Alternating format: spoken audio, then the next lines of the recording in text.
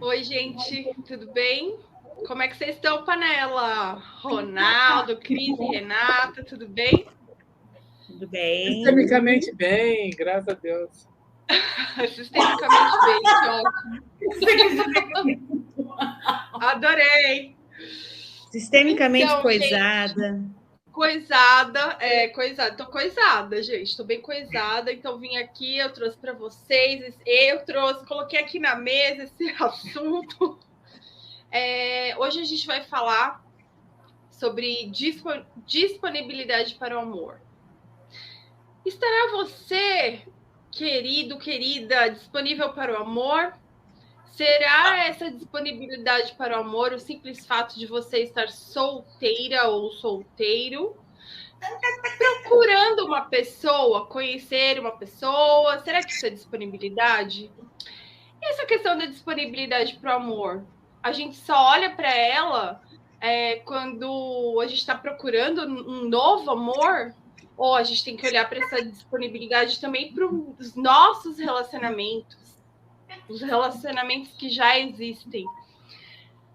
São várias nuances que eu acho muito importante a gente falar. E eu já vou começar, igual o Ronaldo fala, com uma pimentinha. E Eu que põe tempero acredito. picante nessa panela, né? Tempero muito picante, eu vim até de vermelho. Eu acredito de todo o meu coração que essa disponibilidade ela está absolutamente ligada ao quanto que a gente está disposto a renunciar. Eu acho que é a primeira abordagem que a gente precisa falar para o nosso público. O que vocês acham? Mandei bem? Com a minha pimenta? Mandei? Muito. Então vamos lá, Rê. Mas, gente, Quer que eu fale? vez... Eu falo. A primeira coisa que me ocorre para falar da renúncia é basicamente essa questão de a gente se renunciar, na verdade, renunciar para as nossas idealizações. Né? O que a gente idealizou, no caso de nós mulheres, o que os homens têm que ser para nos servir, para servir aquilo que a gente considera que é adequado, aquilo que a gente considera certo, né? E olhar para esse homem que a gente, no meu caso, que eu eventualmente vá conhecer, né? Olhar ele como é e a partir disso me entregar ou não para ele. E também para aquele que eu tenho um relacionamento, renunciar, né? De ficar comandando a vida, de que ele atenda tudo aquilo que eu acho que ele tem que atender, né? O tempo todo são demandas e demandas. É uma coisa que bateu muito quando eu comecei a olhar para a renúncia. Cris, o que bateu mais para você também na renúncia? Então, olha só. Oi, gente, tudo bem? A gente acompanhou muito isso junto, né, Cris? Eu É. lembro de você perfeitamente nesses E papos. esse é um tema bem profundo, porque mexe, principalmente falando em nós mulheres, né, e os homens também, com questões muito fortes, no sentido de que como a gente constrói esse ideal de homem, né? E essa renúncia de que ninguém vai nos salvar. Então, a gente se salva. E a partir do momento que a gente se salva, o outro não precisa mais nos salvar. E também dos padrões que a gente tem da nossa própria família, das mulheres da nossa família. Como foi para essas mulheres e como é para essas mulheres olhar para o homem. Como é eu estar disponível para esse amor, disponível para que o outro seja exatamente quem ele é, sem precisar, né? Sem precisar, me trazer nada daquilo que eu já não tenha, né? E eu falo isso porque, assim, ó, muitas vezes, talvez você já tenha repetido uma dessas frases, né? Eu dou conta de tudo sozinha, né? Homem nenhum presta, E são tantas as dinâmicas que nos levam a estar indisponível, né? Então, o meu dedo podre sistêmico, eu estou sempre me relacionando com homens ou com mulheres que tenham algo para curar do meu sistema familiar. Então, eu vou lá buscar aquilo que, ou para repetir um padrão, ou para que ele venha salvar o meu sistema de algum desses padrões. Então, se o meu dedo podre sistêmico está apontando sempre para homens indisponíveis também, porque se eu estou indisponível, eu vou acessar e vou atrair alguém indisponível, alguém que não fica, né? Ou alguém que venha me salvar. Então, é essa qualidade, eu acho, a gente olhar agora. Como é que está o teu dedo? Esse dedo podre. Nem vou falar nada. Então, E aí, Senão vai virar os conselhos de amor. É. Eu peguei um trecho aqui, a minha renúncia vai para o outro lado. Encontrei um trecho de um livro do Bert. Existem pessoas para as quais a liberdade é mais importante. Elas fogem desse vínculo que é aprofundada através do intercâmbio e por isso mantêm baixas as transações. Na verdade, então, recebem pouco, mas têm muita liberdade. Porém, essa liberdade é vazia. Então, eu acho que isso serviu muito para mim. Quem preza muito a liberdade, quem quer muita liberdade, tem dificuldade de estabelecer vínculos. E para se ter um grande amor, segundo Bert, você tem que ceder a essa necessidade de ser livre. E tem que se abrir para dar e receber. E para você dar e receber, você se envolve cada vez mais, né? Você vai cada vez mais fundo, você se perde nisso. Quanto mais você dá e quanto mais você recebe, você perde muito de você, né? Você perde muito da sua identidade, né? E perde, assim, a sua liberdade. Então, você fica menos livre. E paga um preço, né? Você tem que pagar um preço. Aí você tem que saber se você quer pagar esse preço ou se você não quer. Aí vem as perguntas. Você quer um grande amor ou você quer a sua liberdade? Porque os dois você não vai ter. Então, tem várias dinâmicas por aí. Quando eu li esse trecho, eu fiz... Quer falar, Ronaldo? não sobra muito o que falar depois que... Então, porque a minha visão, ela já não... Depois que a Renata falou, mas assim, isso eu penso é fantástico, esse trecho que a Rê trouxe, e obrigado por compartilhar a própria experiência, né? Que ela falou que serviu muito para ela, e trazer isso é um ato de coragem, é um ato de renúncia, compartilhar isso aqui. Isso eu acho que fica muito evidente quando a pessoa tem consciência disso, ela escolhe, né? Optar pela liberdade. Mas a gente tem alguns... essa liberdade. Sim, tudo bem, mas a pessoa está consciente. Mas, às vezes, algumas pessoas estão em busca desse grande amor. Elas querem, na verdade, ou acham que querem. Mas, inconscientemente, ela está indisponível, porque ela está olhando para o outro lado. Sim. Esse é o pior, porque aí eu acho que, como a Cris muito bem colocou, vem o dedo podre sistêmico. Ela encontra pessoas que também estão indisponíveis para o amor, e aquela pessoa que não fica. Ou a própria pessoa não fica. Quando ela começa a se envolver, ela não sabe por quê. Talvez seja pela questão da liberdade, mas talvez pode ser por outros movimentos. Por lealdade, por repetição de padrão, para se sentir pertencente. Ela não fica. Ela vai embora. Ela procura motivos ou pratica comportamentos para sabotar aquele relacionamento, né? Dentro da nossa literatura, a gente busca vários exemplos, né, que a gente coloca, né? Eu acho muito muito bom. Agora eu não lembro qual livro foi que eu li, que o Bert Hellinger fala do workshop que ele estava realizando, e que, de repente, um dia a mulher saiu, tinha a presença de um casal, e ela ficou fora. E o marido, um dia ela chegou e falou assim: eu estava com o meu amante, com o marido. E aí você vê a questão, né?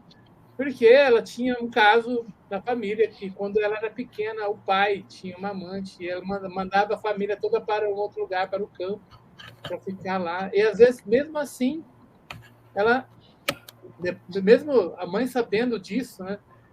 Às vezes o pai levava, inclusive, junto, e ela tratava ainda bem, e isso gerou na pessoa um certo... a dupla identificação, como a gente fala na constelação. Ela se identificou com a mãe, no sentido de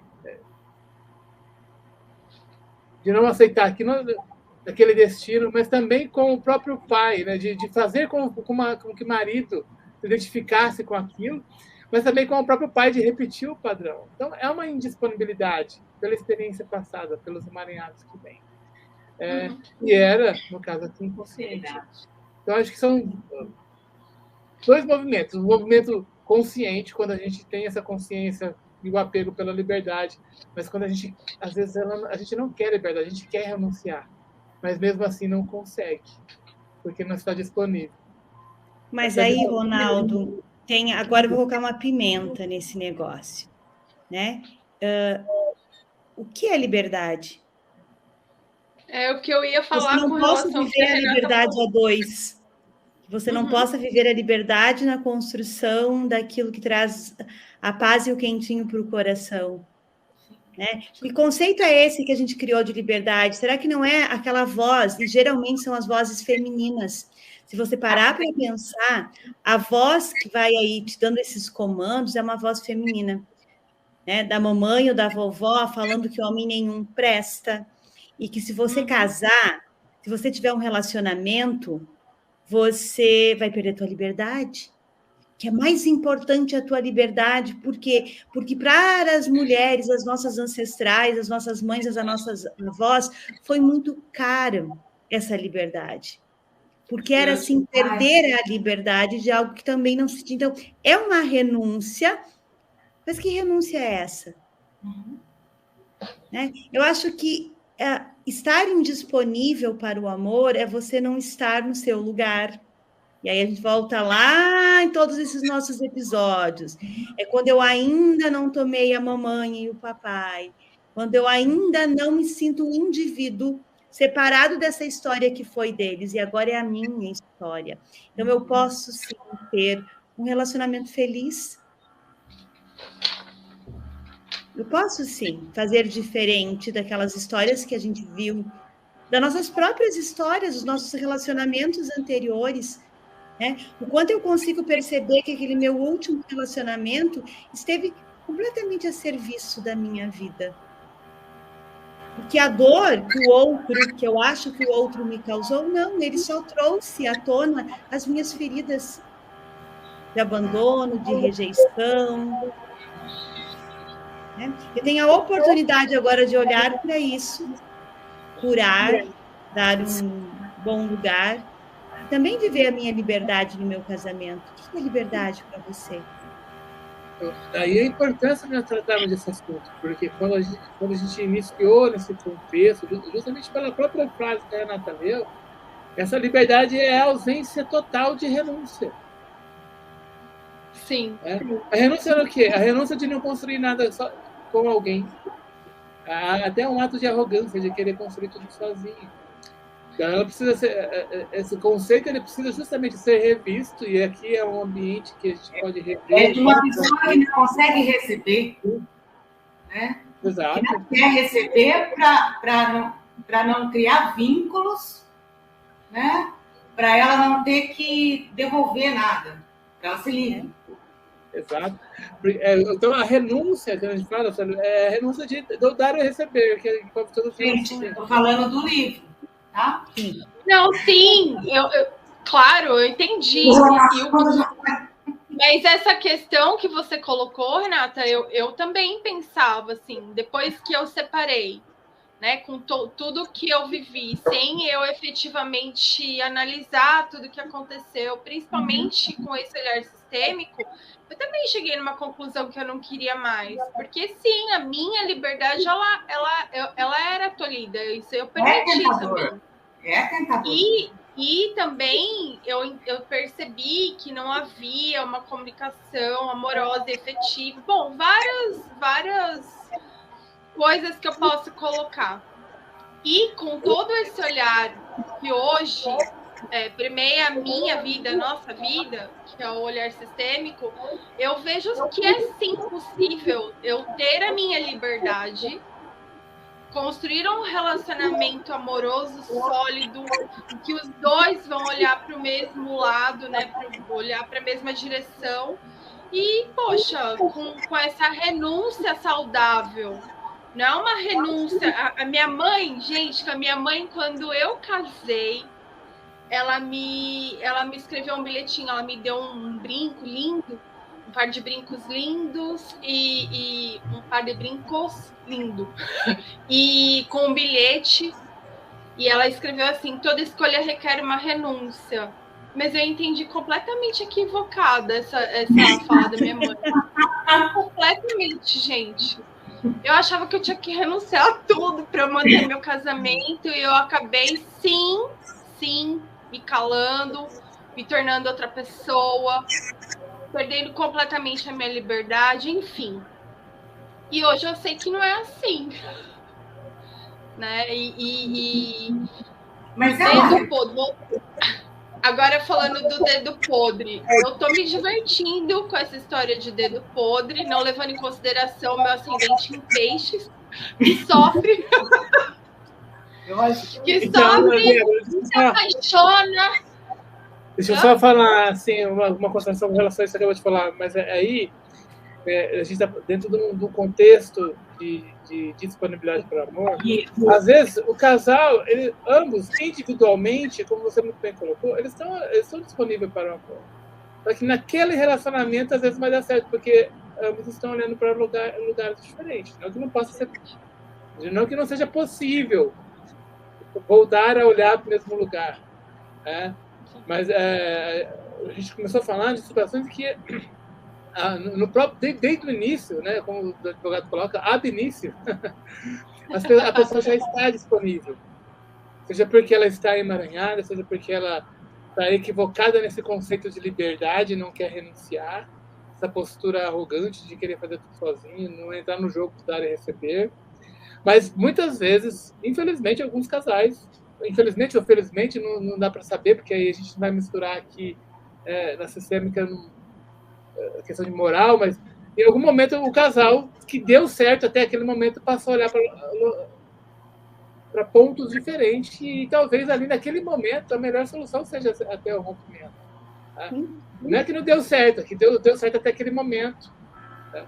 Aí, eu penso que são situações distintas. Que seja eterno enquanto dure.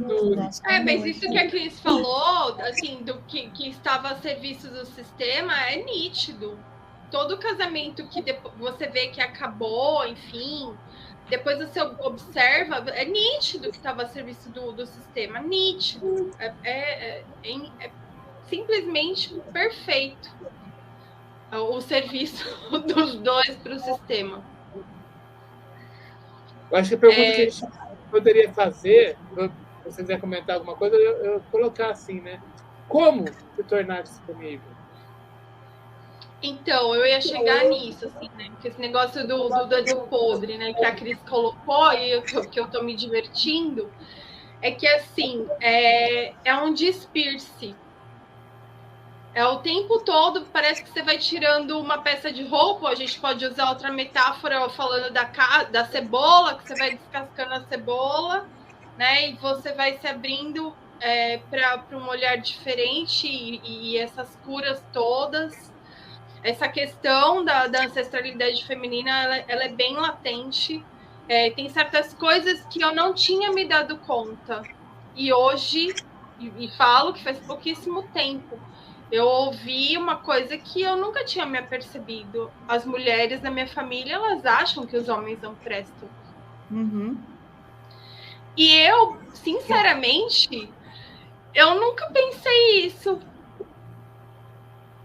E talvez esteja dentro de mim, de alguma forma. Não sei. Mas a partir disso você vai tirando uma casca, aí você se coloca numa situação de conhecer uma pessoa e a pessoa vai embora, daí você pensa, e ainda não foi. Mas é tão diferente, porque a gente sabe o que a gente quer, a gente sabe o que a gente quer viver. Essa clareza é importante também. Eu não tinha essa clareza. Eu nem sabia que eu merecia viver o amor do jeito que hoje eu penso. Que é esse amor que eu vou poder ser livre, né, na minha individualidade, dessa pessoa que vai olhar para mim como eu sou e me amar como eu sou, assim como eu amar a pessoa assim como ela é. Que lindo. E um apoia o outro nesse crescimento, né? Sim. Sim. Mas são várias questões, né, Ronaldo? E olha que interessante. Começa tudo por uma virada de chave ou de várias chaves, né? Não é uma só, porque a gente tem várias chaves, não precisa usar uma só. O que eu penso, como eu julgo, como eu olho o casamento da minha mãe e do meu pai? Né? As histórias que eu ouvi sobre casamento, as histórias que eu ouvi sobre relacionamentos, e a gente já começa desconstruindo um pouco isso. Né? Ora, não é todos os homens não prestam, alguns só não prestam. Não, tô brincando. Assim como mulheres, vamos ser sinceros. Exatamente. Só 10% prestam. São seres humanos. Ai, e aí a gente começa a pensar também agora o que eu também falo para minha filha, o que nós falamos para as nossas filhas e para os nossos filhos sobre o casamento. Quais as experiências que eles estão tendo com isso também, né? Quando eu falo, minha filha, não case nunca. Quem não ouviu isso na história, na sua história, não faz isso. Ouvi de papai. Muito. Né? Mulher só sofre. Então, a gente começa desconstruindo isso, e é quando a gente toma consciência que, não, isso não é assim. Muito então, eu vou desconstruindo essas minhas memórias sobre isso. E sim, eu quero estar disponível para viver, sim, um amor que faz bem, que olhe para a mesma direção, que me apoie no meu crescimento, como eu posso apoiar o outro no crescimento e na evolução também. Né? E nós somos seres gregários. É com o outro que a gente cresce, não é sozinho.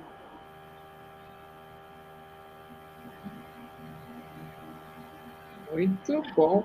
A dica que eu dou assim, para de assistir um pouco novela, filme romântico, porque você acaba criando uma fantasia em torno do relacionamento. Essa romantização exacerbada acima do grande amor, ela acaba sendo prejudicial, porque parece que você nunca está vivendo um grande amor, porque parece que sempre o do outro é melhor. Né? A gente tem que pensar um pouquinho nisso. E é engraçado, né? Porque você falou aí, eu lembro que no relacionamento, quando o homem vai para a mulher, que ele se completa, se torna homem, e quando a mulher caminha em direção do homem, ela se torna totalmente mulher. Eu acho que o Bert fala isso. E assim, porque às vezes a gente tem dentro do próprio casamento, esse contexto, pessoas que se mantêm casadas, mas indisponíveis um para o outro. Então, é uma pressão social de ter que estar num casamento. E, assim, pensa, aí a gente vai trabalhar um pouco mais naquilo que a gente acredita, né? Ser ideal. Seria justamente essa consciência. Eu acho essa postura um pouco questionadora. Por que eu não estou olhando? Eu estou agindo conscientemente ou o que está me impedindo? E o que falta para ter o ato de coragem, então, já que eu não estou disponível, para romper isso e liberar a outra pessoa? Porque eu acho, na minha opinião, às vezes a pessoa tomar essa iniciativa é um ato de coragem, em algumas situações, eu acho. Em outras é até um ato de covardia. Ou eu busco me tornar disponível, ou eu libero. Estou falando no caso quando as pessoas estão dentro de um relacionamento. Agora, quando a pessoa está sozinha e está procurando, eu penso que é se questionar e buscar uma constelar.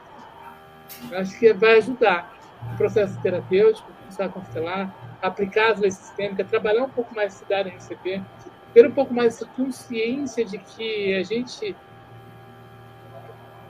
busca isso de uma forma natural, porque um dos nossos legados é dar continuidade à vida, e uma das formas de a gente fazer isso é através do relacionamento, é através do legado, e na maioria das vezes através do filho, que surge no relacionamento.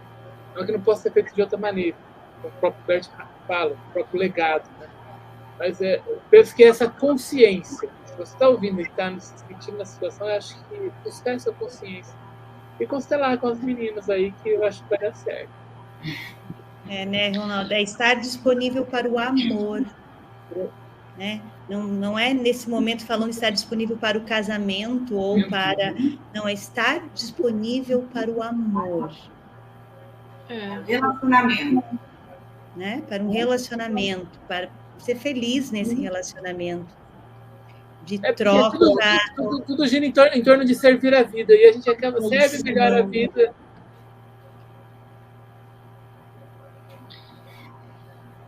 Ô, Ronaldo, eu achei aqui essa citação que você fez do Bert. Isso quer dizer que o homem desejoso de amar uma mulher como sua parceira, em igualdade de condições, tem de preservar a necessidade que tem dela, preservando ao mesmo tempo sua incompletude. Em vez de desenvolver o feminino dentro de si, deve deixar que a parceira lhe ofereça isso como um presente e aceitá-lo. Eu acho tão lindo isso. É isso aí. Tornar-se iguais na incompletude, né? Eu acho muito bonito isso, muito. Eu sou apaixonada por esse livro, A Simetria Oculta do Amor. E até essa questão de você ser feliz num relacionamento. Às vezes, a gente não... A Cris fala muito isso, a gente não se permite ser feliz num relacionamento porque a nossa mãe não foi feliz. Sim. Então, internamente, né, o Bert até faz uma menção bem provocativa, falando assim, que a gente tem que falar internamente para a mãe. Mamãe, eu não vejo a hora de poder deitar com meu marido e fazer amor. Mas é internamente, não falar isso, não precisa provocar a mãe para falar isso. Porque é uma questão de uma permissão para ter uma vida diferente. Uma vida diferente, gente. Faz pouco tempo que as mulheres, né, não tinham essa permissão, né, de viver essa sexualidade de uma forma intensa e bonita. E isso é o que diferencia um relacionamento amoroso de uma amizade, é o sexo, né? Voltando. Eu ia... Hoje tá pimentadinho. Parênteses. Mas eu acho que cada um, né, o homem olhar para sua masculinidade também, e a mulher olhar para sua feminilidade, né, também tem muito a ver com estar disponível para viver esse amor.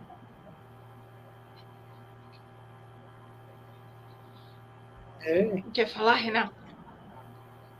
Quem? Não quer falar? Ai, Rê, você me mata. Gente, essa renúncia... O Ronaldo falando da disponibilidade entre casais, né? Que estão casados. Porque essa indisponibilidade começa porque eles ainda estão ligados à sua mãe e ao seu pai. Né? Eles ainda estão cobrando o amor do seu pai e da sua mãe. Aquele amor que não foi dado. Né? E aí, o que acontece? Aí não pode cobrar do pai e da mãe, porque o pai e a mãe não moram com eles mais, então eles ficam cobrando dos parceiros. E o casamento não vira nada. Né? tchau pro casamento. É bye-bye E aí mesmo. ficam lá, casados 20, 30 anos, indisponíveis para o amor. E é isso que eu ia falar depois que o Ronaldo falou da indisponibilidade dentro do casamento. Sensacional, Renata! Sensacional. Perfeito. Então tá, vai. Eu juro, é verdade, bateu aqui. Isso que eu ia falar. Então é isso. Parabéns. Tá bom, né, gente? Tá bom? Tá bom, tá bom. Ó, então depois minha esposa fica indisponível para mim aqui. Ó.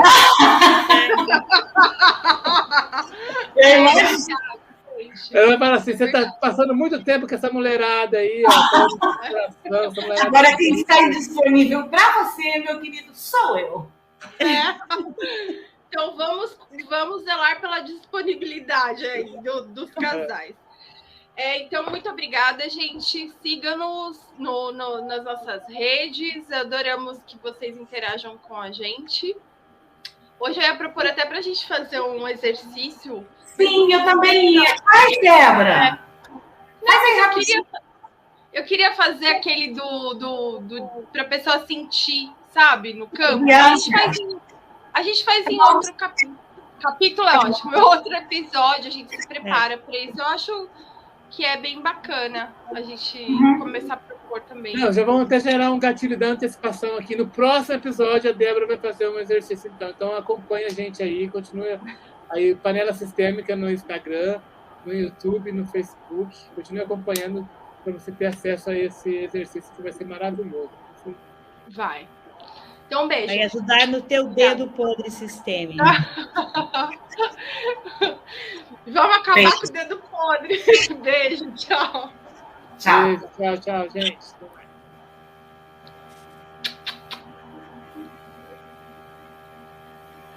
Ronaldo?